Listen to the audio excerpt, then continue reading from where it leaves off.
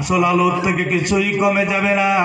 2 নম্বর হলো এই আলো প্রত্যেকের ঘরে ঘরে যাবে। একটা আলোর থেকে আরেকটা আলো জন্ম দেওয়া যাবে, একটা প্রদীপ থেকে আরেকটা প্রদীপ জন্ম দেওয়া যাবে।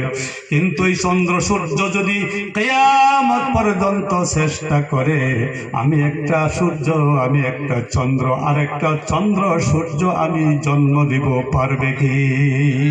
যেরকম পারবে ঠিক আমার নবী এমন জ্ঞানের আলো আমি কুরআন শরীফ থেকে দান করে দিয়েছি, কিয়ামত পর্যন্ত আসতে থাকবে, এই আলো জ্বলতে থাকবে। যেরকম সুবহানাল্লাহ।